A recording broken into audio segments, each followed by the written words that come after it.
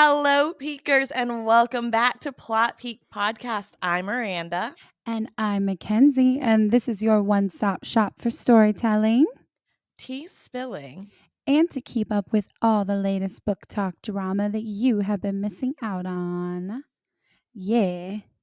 Any life updates before we get into it? No, very I do. uneventful these days. Go ahead. I have started reading tarot cards. Oh, that's exciting. Will you read me?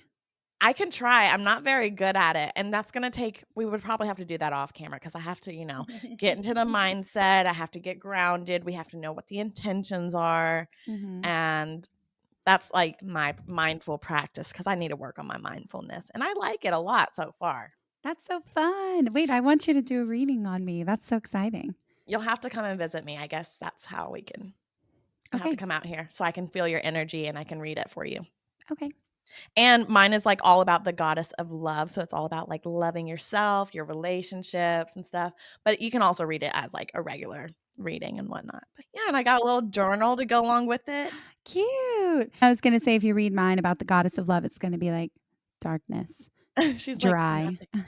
There is the devil in here. So Maybe I don't want you to read it. yeah, well, if that's what the whole thing about tarot readings is it's supposed to speak to your subconsciousness. So it's like Mm. really it's best if you're reading it for yourself, I think. So that way you look at the cards and you're like, what is it trying to tell me? And you kind of like Mhm. develop your own reading. And then you read like what that card actually represents and you kind of compare how you were feeling to what it's actually representing and like how could they go together. It's really fun. Okay. I like it personally. It's kind of like reading your horoscope sign. I'm like, wow, this is amazing. I love that. That's so So fun. personal. Can I read your Yeah. journal? Yeah, you can. It's very personal. I wanna read It it is. more now. You're Don't like, "Now I have to now read I it." need to know. Don't tempt me with a good time, okay? No, seriously, and but if you come out here to visit me one day, then you can read the whole thing. I'll let you read the whole journal. Okay, fine. I guess I have to come. Yeah. Yeah.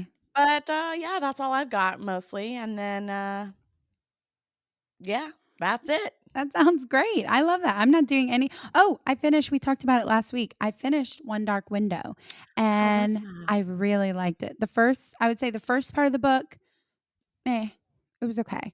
I mean, it was just so much world building. It took me so long to get into. When I Yeah. got to part 2, I was a lot more invested. There was more story happening. It was easier to read, but it was still a little bit slow for me. Part 3, enthralled. Loved it. Enthralled. Yes. Wow, that's a big Part 3, word. like part 1 took me like 2 weeks to read. Part 2 took me like a week to read. And then part 3 I read in like a day. So, it Wow. was very good. It Is wasn't it a as series? there's 2 books. It's a what's the word called? Not duplicate. Not Sequel? duology. Oh, That's not the word. I shouldn't be I don't asking know. you. Yeah, I just started reading. I just started this journey. I'll think about it. It'll hit me like in the middle of the podcast and I'll be, it's that. Oh, well, speaking of books that you read, I have started reading your book recommendation, Praise, The Salacious Players Club. Ooh. Do you And like it? oh, yeah, I like it a lot right now. I'm It's really into it. fun. It's very No, fun, very taboo. Like it's light, but there's also lots of drama. I like it because she sounds like my POV if I were to be in her position. She's like, I just got to the part where she met like his old sub or something like that. She's like, Uh-huh. fucking bitch, I hate you. You dumb slut. I was like, that's me. If I were to ever be put in that position, I'd be like, "Arr." I actually really like the main character though because Yeah, she's very innocent and submissive, but she's also not like, "What am I doing? I'm so scared. Like this is all new for me." She's like, "Oh, this is actually a kink that I think I like and I really want yeah, to play into it." Like she's not closed off to anything. Like she's innocent, but she's open, and I love that. yes. Another reason why I see myself in her. You said, "I'm just Tea. such a small girl. I'm so I'm innocent, so but I will do innocent. anything you tell me." Sluts. We don't slut shame around here. We do not. No sluts around here. Or maybe lots of sluts. Maybe. Actually, yeah, probably. Yeah, if you Yeah. think about it. Yeah. But yeah, I am really into that book. And oh, the side note that I wanted to say about it is, as much as I am interested and enjoying the story, I don't think smut is actually my favorite kind of book to read. I can't like get as into it as I am to like stories like we're reading right now, like we're covering with like plots, Mhm. actual plots. I I think it's like interesting, but I think Sarah J. Maas did such a good job with the Court of Thorns and Roses because it has smut in it, but it's not only smut. There's still exactly. such an intricate story. I'm Yeah. excited to get into the smut parts of this book, which again, very minor, very minor. Yeah. There's not a lot, but it's like a buildup. You know, you Yeah. want to see, by the time you get to it, you're like, please, for the love of Somebody God, put it in. somebody do something. We've been waiting. Yeah. Yeah. But I like that kind of because it makes me more invested in like the people and stuff like that. Hmm. Okay. So, do you have anything else to say? Nothing. Not a thing. Nothing. Well, then, for the peekers, we want to remind you guys that this episode will be covering the Sarah J. Maas's Queen of Shadows, chapters 1 through 10. So, if you are a new peeker here, here's your warning.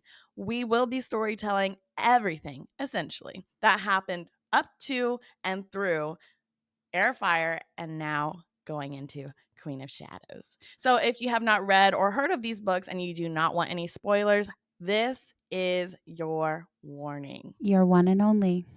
Yep. But before we get into it, let's do a quick little recap of everything that's happened so far since we did make you guys wait for so long. Oopsies. Oopsies, so sorry about that. Selena has officially died, and in her place, Aelin Ashriver Galathinius has accepted the destiny everyone's been pushing onto her. She has accepted who she is and who she was and all the terrible things that she's done in her past. And she's no longer afraid to face herself and embrace all of who she is, which is a complete badass. At the end of the last book, she lit an entire kingdom on fire that didn't burn a single person or home just to prove a point. And during the battle against General Narok, she shot a fire beam so big that even people across the sea could see it. And now they know that Aelin Galathinius is back and taking a stand against the King of Adarlan. Rowan Whitethorn is a very large, scary, aggressive, and hot male fae. He's also the other half of Aelin's Caranem partner, which is essentially like a mating bond, but not. With this bond, they have the ability to share each other's powers, which is what they had to do to take down General Narok and the Valg princess. It's definitely Valg. Thank you so much. I for some Vlag. reason I have it. I think my Apple or like my computer like autocorrects everything. So every time I put in Valg, it says lag, and I'm like, is that how it's supposed to? You're like, "Oh, Anyways. no. Is it?" Mhm. Huh. Okay, so the Valg, they are demons from another world who feed off of fear and darkness. And they have been summoned by the king, who is well versed in word marking spells. And the king also has one, but possibly two word keys. And with this, he's been creating a bunch of weapons and he's created a wordstone ring and collar. And they seem to be what's harnessing these demons into the demi-fae or magic blooded people. But to harness a Valg prince, a powerful race of demon, they are required to have a collar. So far, the only way to kill one of those princes seems to be by fire or cutting off their head. Then we also had met a Iron Tooth witch named Manon or Manon. She also has a crew of 13. And Manon seems to be slightly different from the other Iron Teeth witches. Still terrifying, don't get me wrong, and she is still very much a badass, but she has been starting to process new emotions and thinking a little bit different on the way things have been in the Blackbeak clan. She claimed Abraxos her wyvern, and he's essentially toothless in my mind. He Mhm. was a bait wyvern that claimed Manon in the fighting pits and took down the biggest, craziest wyvern in the camp. He and Manon won their war games where she was titled the winged leader of the aerial legion for the king. And the king has made a promise to the Iron Teeth witches that if they fight with him and his aviation legion in this upcoming war, then they can keep their wyverns afterwards, and Manon will finally be able to return to the Western race and reclaim her cursed lands. She and the 13 have been deployed to assist Duke Parrington and Marath, and suspiciously, Manon's grandma, who Loki seems to hate Manon, has stayed behind with the remaining witch clans, which includes her nemesis, Iskra, who's the heir of the Yellow Legs. And I'm gonna keep my eyes on that because I just feel like that's really sus that her grandma is staying behind with somebody she hates. And I don't feel like that's a good combination. So I'm keeping my eyes on that development. Potentially not. Mm-hmm. Mhm. And then we met Aedion Ashriver, Aelin's cousin, and he was supposed to be her right hand man if they were to be together in Unbroken Kingdom. And then he and Kale were working together to figure out how magic was vanished. Kale realized that there's something to do with the Black Clock Tower, and it's somehow connected to two other towers in different regions. Both of them, Andorian and Sorsha, were summoned by the king, who heard that there was a spy plotting against him and his plans. And to save Kale, Aedion confessed that he was working for the Queen of the North and gets sent to the royal dungeons pending execution now. But turns out the king knew who it really was, who the spy really was. It was Dorian's new lover, Sorsha. The Mm. king ordered her head to be cut off, and Dorian was wrecked. Kale took his sword out to challenge the king, and the king asked for a bow and arrow to go through his head. And that's when Dorian unleashed his powers in front of everybody and froze the whole room, exposing his powers to his dad, and tells Kale to run and let Aelin know what's happening while he stays behind to try to stop his father. And in the end, Dorian ended up draining himself completely, allowing the king to walk up and clamp this obsidian word collar all around his throat. And that's where the book really ended off. He just got consumed by darkness. Possessed. That's Scary. so sad.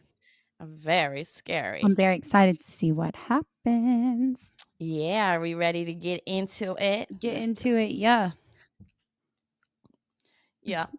All right, so we are going to be picking up with Aelin. She's been on a boat for quite a time, and she's finally arrived back in Rifthold. And almost immediately, she can tell the vibes are off. She sees all these new guards in uniforms she's never seen before, and she's almost positive that they know that Aelin is alive and trying to come here now. So she's like, I gotta stay disguised and make sure nobody finds me, stay low, so I can try to get this word key from Arabin and see what's going on. So her hair is short from the Battle of Narok happening. The Vald Princess kind of chopped her hair off, and she gets some like copper dye, and she dyes her hair a little red, orangey color. And then she sneaks off the boat, and she starts leaving a little trail for guards if they are going to be going after her. Her plan is to go find Arabin and try to figure out if he knows that he has the word key or if he just knows he has her heirloom, because that's what we know for sure, is that he has the heirloom, but we don't know if he knows what it actually is. So she's going to go find him. And obviously, we know where he's at. He's at his main establishment, the vaults. But while he's there, he's talking and meeting with somebody who's strangely familiar. We see Selena, or Aelin, I should say now, sitting at the bar, and she's looking behind her. She's like, I'm pretty sure that can't be. That can't be the person who I think it is. And she's looking at him. He's in a weird outfit. It's not his normal attire, but the way that he grabs his sword almost tells her immediately who that is. And it is Kale meeting up Kale. with Arabin. In the vaults? Of all things, like, not only is he meeting up with Arabin, he's in the vaults. He's not in his captain's uniform anymore, and he's got some other lady following him around. That's a side note. There's a little. We'll get into that Tea. though. Tea. But yeah, that's shocking news. Yeah. And I was reading that, and I was kind of surprised with that because Kale in the other books had said specifically if he ever ran into Arabin, he would want to kill him himself. And now Mhm. he's meeting with him. So what's going on there? Yeah, and for Kale to be doing business in the vaults where it's like the most low life kind of like skeevy place ever, like all the bad deals go there. What is he why is he there?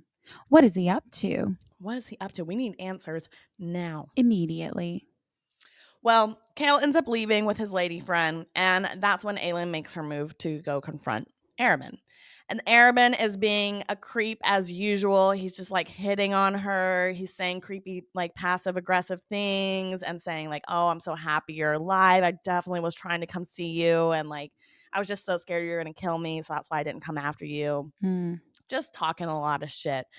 And then he drops the tea that Aiden is in the royal dungeons right now, and he is being pending to be executed on Dorian's birthday. So that bomb was dropped on Aelin's lap because she didn't know that Aiden was even out here right now. And now she just found out that he's in the dungeons. And so that kind of puts a wrench in her plans because she was going to be focused on this word key and then get out. But now she's got to save Aiden. And then he says, Arabin is like, I actually lured you over here because there's another thing that we need to talk about.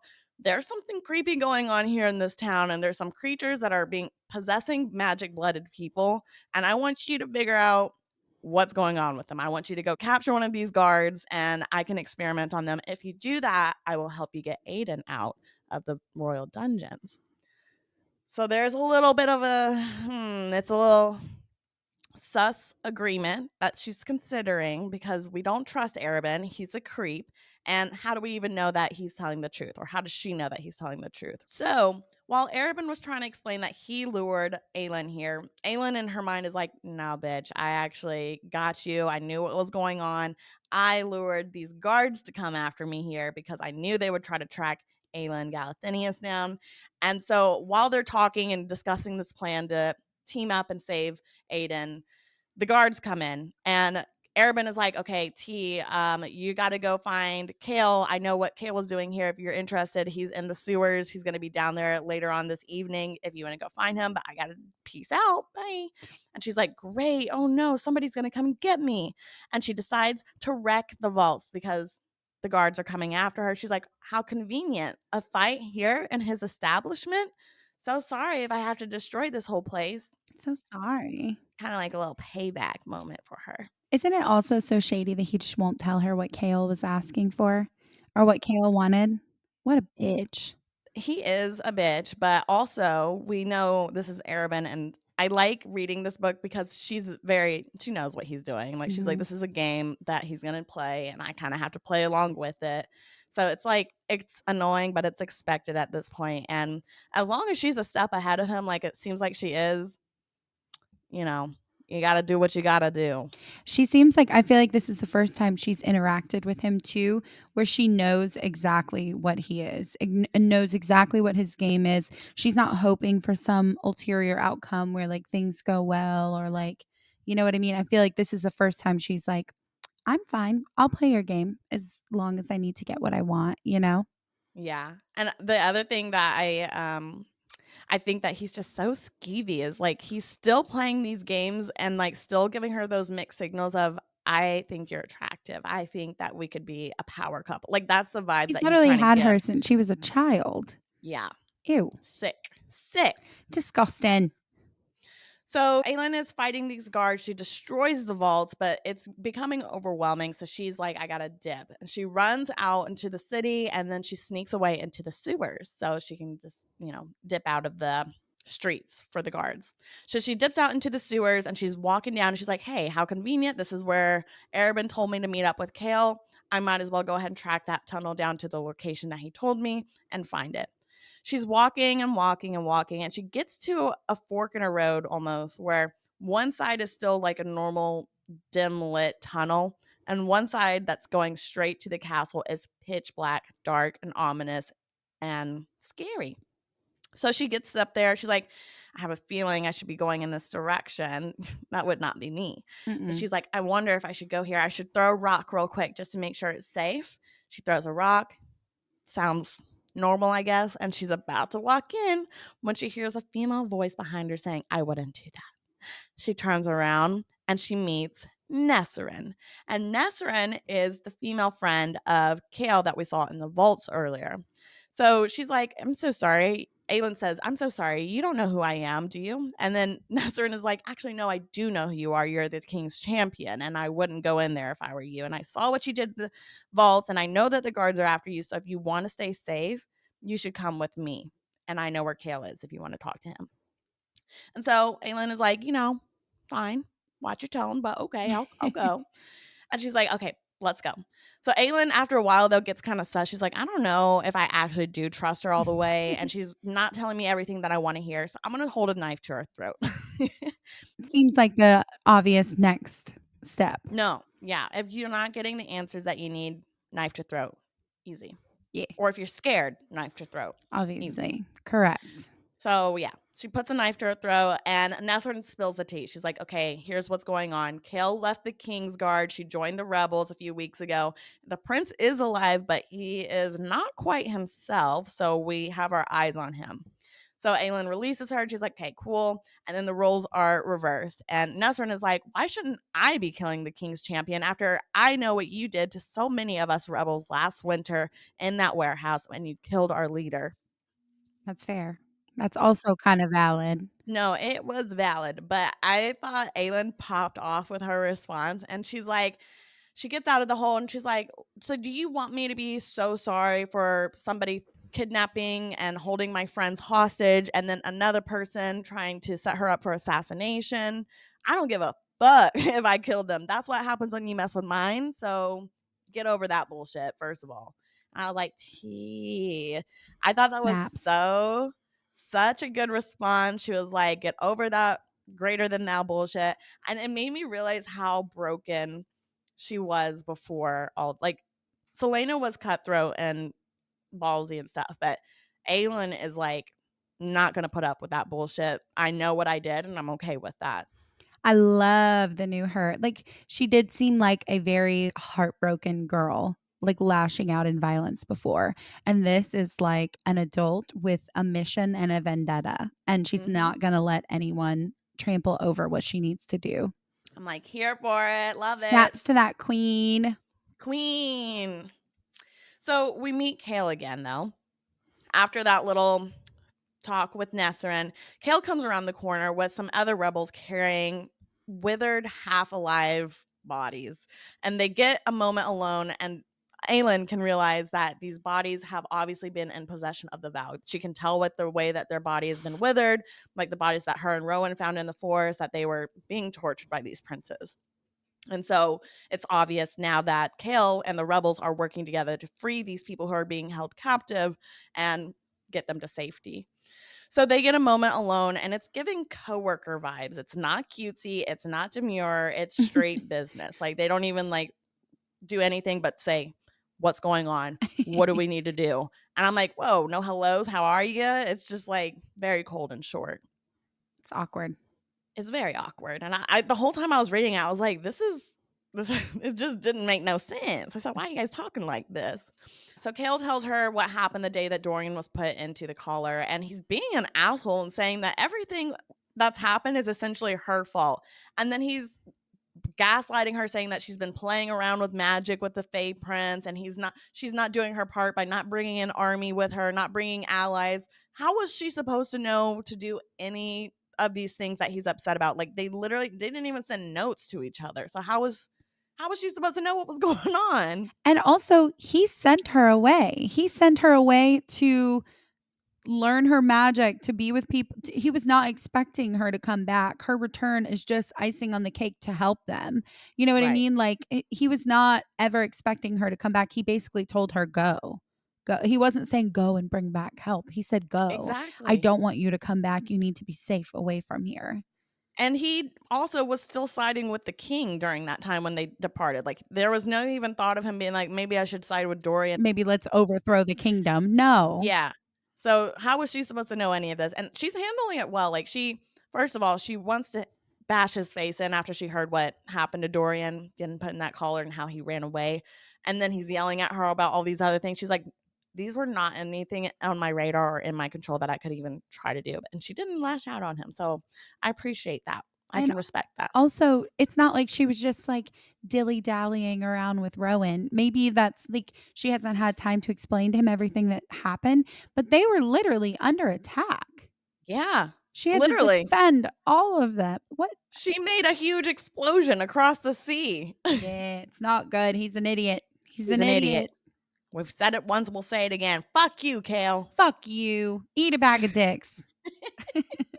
That's gotta be our slogan. How are we on the merch progress? Well, my brother went on his honeymoon, so Oh, yeah, we're working on it. terrible. Guess we're gonna have to order it ourselves. So Kale ends up telling her more. He's like, I know how we can free magic, but I'm not gonna tell you because I think you're crazy. And Aelin is like, okay, listen, there's no way to save Dorian without magic. So either you do help me free magic or I'm going to have to kill him to put him out of his misery. And Kale's like, I do not trust you and your mind. He says, I heard what you did over there. You lit a whole kingdom on fire just to prove a point, and I don't think you can control yourself if magic is free here, of all places. This guy. He said, I know the king did all of this and I know he put Dorian in a collar and all that stuff, but I don't trust you. You're a villain. Idiot. He's an idiot. He is an idiot. And after like this little spit spat that they go back and forth with, Aelin and him split ways. And Kale ends up meeting back up with Nesserin, where we get some tea on their whole dynamic. He trusts her 100%. She's like a part of the royal guard. So he has worked with her, their coworkers, and he trusts her. But the tea is their dynamic is kind of like friends with benefits because he was having like on again, off again, like hookup sessions with her before he and Selena met, before he got Selena from the salt mines. And once he met Selena, that relationship with Nesrin kind of died out. Ooh, But now that Selena's been gone, he and Nesrin have kind of rekindled, and so like they're like bestie friends again with benefits. that's also still kind of icky, though. He said, I wanted you before, then I didn't want you when I found someone. And now that we're over, sure, let's go back and do it. Kale's an idiot. Hate him.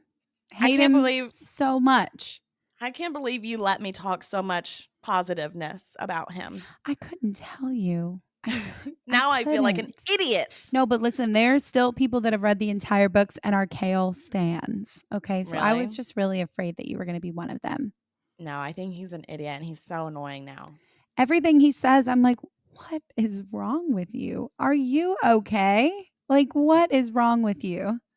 But that makes me happy with Nesrin because I do end up liking Nesrin because she ends up confronting him. She's like, "What did you guys talk about? What were you saying?" And he tells her how Aelin wants him to free magic so she can have her powers and save Dorian.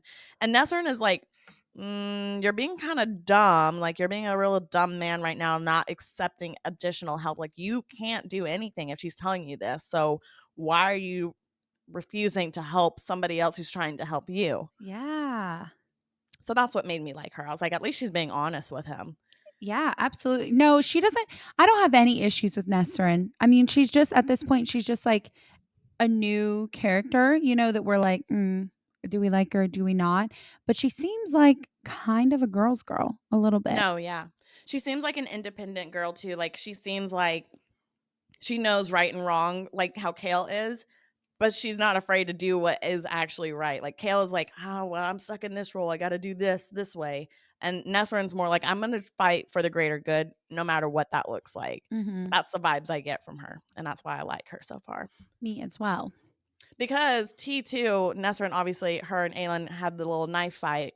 So Nesrin's a little sus of the King's champion. So that's when Kale is like, actually, that's Aelin Galathynius. And she's like, T, I just held a knife up to Aelin Galathynius and she held a knife up to me. I was like, that's so funny. She said, I held a knife to a queen's throat. She was Me? like, she's so cool. I love that. Love that. Yeah.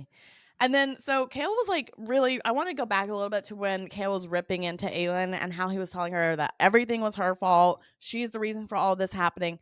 That was kind of triggering Aelin and all of her negative thoughts. And she was having these waves of guilt come to her and she would push them down. And I was getting kind of nervous for a second that she was just going to start bottling these emotions up again and just like explode.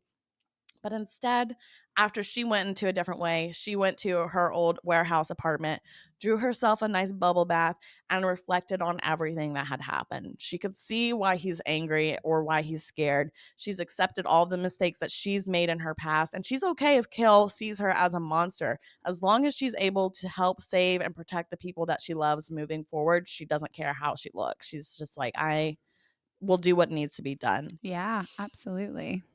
And I think that's good. She definitely has her priorities are so different than when I mean, not really different, but her mental state is so much better than when she left. She's not like racked with all this guilt and this trauma and everything. Like she knows that it's there, she's processing, and she also knows what she needs to do.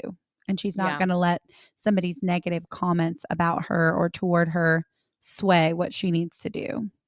And I was gonna say that is exactly what else she had mentioned too. She was like, "I could see why I needed Kale before to, like, kinda help build me up and make me wanna be a better person, but I am not the champion of the king anymore. I'm my own champion, and I don't care what anybody else says or thinks as long as I approve of what I need to do." I said, "T, go Wild Love, girl." love that. Love it. All right, so let's go pop into the witches and Marath. The witches hate Duke Parrington. They hate him and they think that he's a stinky idiot and his army is stinky and gross and they're all pathetic losers and they think that they're better than them, which they are, to be honest. I agree. They know that something sus is going on in the mountains that are right next to them. There's this big ominous mountain and there's something weird going on underneath it. They're not allowed in there to actually see what's going on, but they know something sus is going on. Also, they're very intrigued by these word callers because, as we remember, Lady Caltaine had to go marry Duke Parrington and go to Marath with him. And Lady Caltaine is there with them, but she has one of those word callers around her neck. And she is basically a ghost of herself. She's clearly malnourished, clearly being abused. She's not talking. She's just kind of blank stare sitting there beside Duke Parrington. That's so sad. I mean, as much as Caltaine was the villain in Throne of Glass, does she deserve this? It's debatable, it's debatable. They And their arguments were so juvenile. well, my question at this point is why is she here with a collar on her neck? What is she doing if she's just why put a collar on her if she's not doing anything? What does that do for them? Like how's that benefiting anybody? Mhm. You know? Well, she's obviously got a Valg in her, Yeah. But how so are they utilizing it? mm, T. Mm. I don't know. Ah. So I guess we'll have to keep eyes on that. But she doesn't look very like alive right now. She's not really doing a whole lot other than just sitting there and getting beat. That's so So sad. and Manon is like, this seems off and wrong, but also I'm not trying to get involved with this mortal drama. I'm just trying to be here, do my job, and get the heck out of here. So she's like, Mhm. this is not my cup of tea, but I'm not going to do anything because it's not my problem. Mm-mm. And then one day too, like they're all just kind of lollygagging around. They don't even get to fly that much. They're not going out on secret missions. And Astrid, Manon's second, she one day pulls her aside and kind of challenges Manon. She's like, what are you doing following Duke Parrington's orders? He is literally not utilizing us to our potential. And Manon is not having it because she already also hates Duke Parrington and she already also feels the same way. But she's like, I have to follow these rules. Otherwise, we're going to get punished. That's what she's saying in her head. Mhm. So instead of saying that out loud, she decides to choke Astrid Mm. and she grabs her by the throat and she says, listen, I am not above putting you down if you continue to be a nuisance. Mm. So stay in line, check yourself, and Mm. go do your business. I Tea. mean, that is tea, but she kinda handles things the way Aelin handles it, it seems. Yeah. She said, "You're not listening? Dead." Dead. She's Yeah. like, listen, she's like, I'm not going to explain anything. I'm just going to use violence to tell you to stay in your place and Yeah. just trust what I'm doing. Okay. Yeah. Okay. But so after that little debacle, they go check in on their wyverns. Like I said, these wyverns, they're not able to go fly around. So they have this little nesting area on the top of their campsite. It's like on top of a cliff. And they're all kind of like chained up there and waiting for their riders. They get up there, and Abraxas, we can tell, is getting more confident with his flying skills and just learning more of his personality. We already said he's kind of like toothless. And when they first got to Marath and started flying, Abraxas liked to play around with Manon and maybe give her a little bit of a heart attack a little bit because he likes to get up there, take a deep breath, and then play dead and fall and just start falling down this deep cliff. And Manon, the first time he did it, Manon was like, what the fuck are you doing, you dumb animal? And then he said, nah, He just said, kidding. "Just kidding." Just kidding. She's like, you're sick. I like it. I kinda love that about him. He said, "I'm just gonna play." He said, "This is so fun." He said, "Have you ever just fallen off a cliff?" He said, "Watch this." Woo. But yeah, that's pretty much the quick little peek that we got with the witches. They hate Duke Harrington. They're not being utilized the way they want to. Abraxas is just vibing, doing his own thing, and Manon and Astrid are kind of butting heads, Mm. it seems. I like that Astrid feels comfortable enough to stand up to Manon, Mm-hmm. Manon, whatever. You Mm. guys know who it is, who we're talking Yeah. about. But I feel like she is I don't even think she's challenging her for leadership. I think she's just challenging her on her decisions in leadership. You know what I mean? Which I like. I think she still respects her, but does not respect what's going on. And Yeah.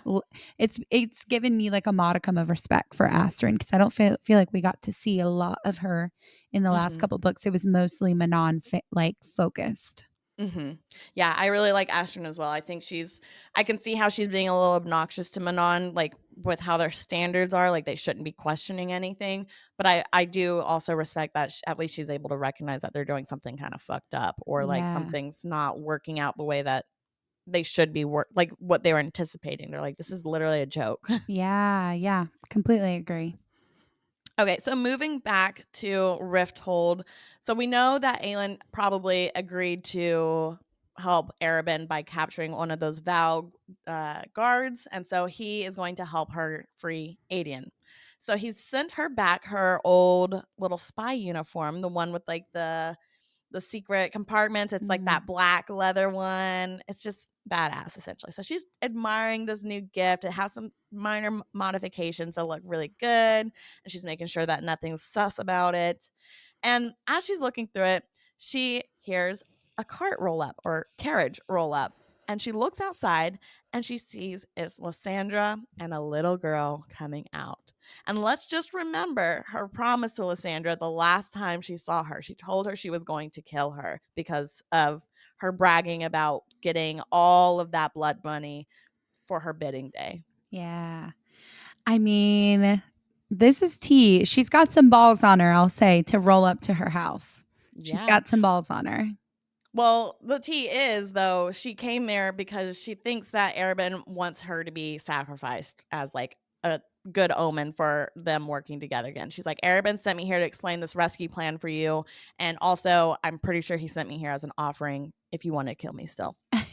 so, so Aelin is like, I'll consider it. But she's listening. She's hearing her out because Lysandra thinks she's about to die anyway. So she's like, I'm going to just say everything I got to say right now. Mm-hmm. She says her piece and she says, don't trust Arabin. Even if he says he's helping you, he's got his own ulterior motives.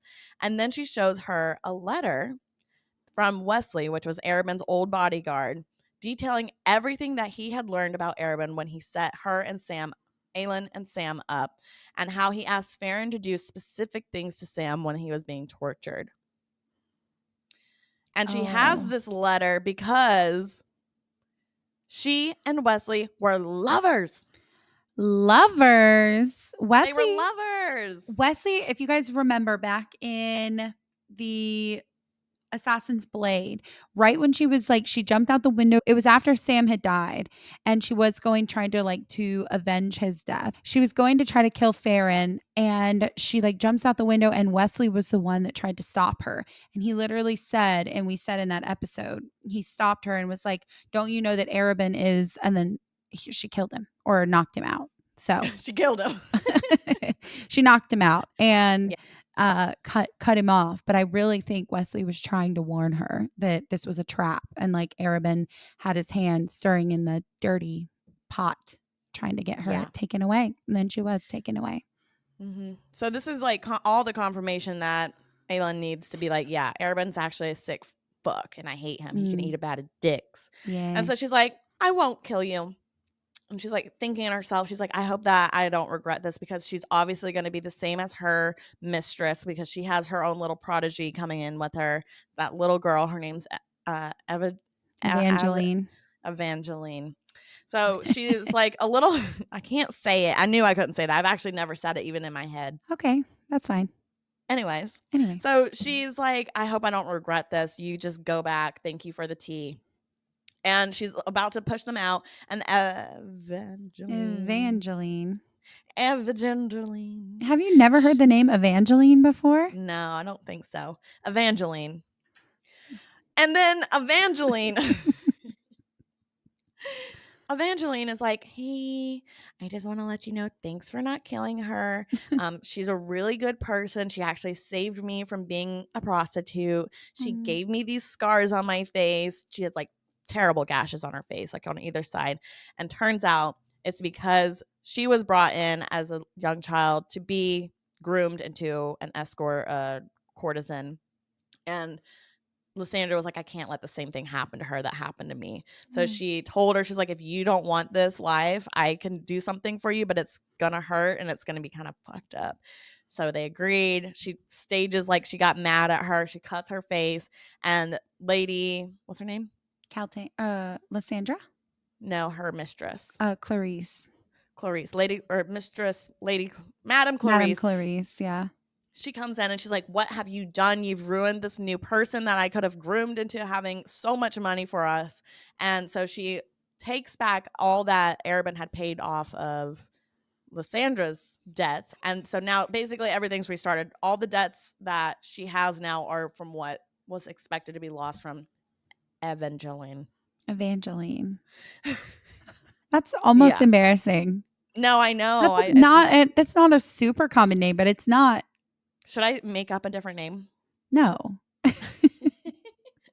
That's the most common name in this Evangeline. book. E- Evangeline. Evangeline. Evangeline. Think of like Angeline, like Angelina, Uh-huh. Evangeline. Evangeline. That's good. Thank you. Yes. Sometimes I need a teacher to help. I'm You're just a just so baby. small, so I'm just a special. little baby. But do you have any other clarifications about that whole little background story? Because I know it kind of like dropped a lot right there, a little No, history. I think it's cool though that we get to see. I think it really showed that Lysandra wasn't just coming to stir up drama, you know what I mean? And Mm-hmm. to even like I think she wanted her to see Evangeline so that she knows she's not the same person that she was. Not she's not the same, you know, little dramatic girl that she was in some feud over a boy and the way they were treated and stuff. Like I think she wants her to know that she's been through some shit too, Yeah. you know? And I think that And, does it's a good explanation to show she's not the same person. Just like Aelin is not the same person that she was. yeah. And it says that too also in the book. Like is able to reflect and realize that she was so hyper focused on how terrible and miserable her situation was growing up that she didn't realize that Lysandra and even Lady Caltaine were also forced in these terrible situations and just making the best of the situations that they were in. So I think this is a really good eye opener that they were maturing now, or they are mature now. They're able to reflect and say, yeah, things are different now. We all were just trying to survive and make the best out of the situation that we were dealt. So, Yeah. but things are gonna change. Yeah. I don't think they left as friends, but they didn't leave as enemies, that Hmm. situation, which is a huge step up. Yep, it is. Now let's do something else we got to do before we wrap all of this up. We are going to be starting Dorian watches because, as we know, Dorian was captured in a collar. And so, whenever we peep back into him throughout this book, there's small little fragments of his time. So, it's probably not going to be a whole lot until things start developing a little bit more. That's all I'll say. So we check into Dorian this week. He's not doing great. He's having a lot of internal battles within himself and the Valg Prince who's trying to take full control over him. It's like he is separated through a thin wall and he can see this Valg Prince just kind of prowling back and forth, trying to get through, trying to take over his space, take over his whole mind. So he is possessed, right? But he's not completely possessed. So he's still able to kind of go in and out of consciousness and kind of pick up what's happening and know what's going on. So he is still being possessed for the most part. The Valg Prince makes him go walk down, check in on Aiden in the royal dungeons, make sure he's still doing okay. And Aiden can tell that he's not himself. And so he's like, I don't know what's going on with you. Let me try to refresh your memory. And he's giving him like all these reminders like, your dad killed your love, your name is Dorian, and also something bad's going on. What's going on? Like just kind of like refreshing him. And Dorian, he can tell that Dorian is kind of like poking through a little bit in the consciousness, and the Valg Prince grabs him back, shoves him back, and speaks for him. And then he's like, I'm really going to enjoy watching you die.